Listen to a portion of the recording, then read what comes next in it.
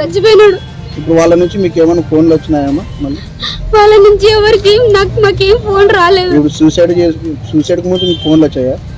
Suicide కి నిన్న పొద్దున ఆ పిల్ల ఫోన్ చేసి బెదిరించింది. నిన్ని, మీ అన్నని, మీ అమ్మని, ఆ పిల్లని నలుగురిని నడి రోడ్డుని నిలబెట్టిస్తాను, మీ అంత చూసానని ఆ పిల్ల ఫోన్ చేసి బెదిరించింది. అది రికార్డు కూడా మాతో ఉంది. మళ్ళీ ఇప్పుడు ఈ మధ్యలో ఈ రోజు ఏమైనా ఫోన్లు వచ్చాయి? ఈ రోజు ఏమీ చెయ్యలేదు. మరి వాళ్ళ గురించి ఏమైనా విచారణ చేపడతారని, వాళ్ళ మీద ఏమైనా చర్యలు తీసుకోమని చెప్పినారా? వాళ్ళ మీద చర్యలు తీసుకోమని కంప్లైంట్ ఇవ్వడానికి వచ్చినాము. సిఐ సార్ కూడా మాకు న్యాయం చేయడం లేదు. ఎస్పీ స్పందన వాళ్ళన న్యాయం చేయాలని కోరుకుంటున్నాను. నా భర్తకి జరిగిన అన్యాయం. మీరు డిఎస్పీ మేడం కలసలేదమ్మా? డిఎస్పీ దగ్గర ఇప్పుడు పోయిన 14వ తేదీ. ఏమన్నారు? అక్కడ లేరు, ఎవరు లేరు, బందోబస్తు పోయినారు అన్నారు. ఇక్కడికి వచ్చిన కంప్లైంట్ తీసుకొని ఇక్కడ కూడా ఎవరు లేరు అన్నారు. ఆ కంప్లైంట్ తిరిగి రిటర్న్ నా చేతికే ఇచ్చినారు. నేను మా ఆయన ఇద్దరం వచ్చిన కంప్లైంట్ ఇవ్వడానికని. నాకు తగిన న్యాయం చేయాలి. మా ఆయన పోయినాడు, వాళ్ళ మీద తగిన చర్యలు తీసుకోవాలి. మీ పేరమ్మా? నా పేరు సుభాషిణి. మీ భర్త పేరు? నా భర్త పేరు కృపాసాగర్. నిన్న ఎప్పుడు ఊరేసుకున్నాడో తెలియదు. నువ్వు బయటికి వెళ్ళు, నేను వస్తాను నీతో పాటు అని చెప్పినాడు.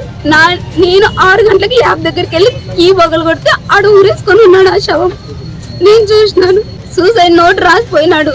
ఆది, ఆనంద్, దేవసహాయము, అరుణ వాళ్ళమ్మ 5 మంది కలిసి బెదిరించినారు మా ఆయన్ని. ఏమని బెదిరించినారమ్మా?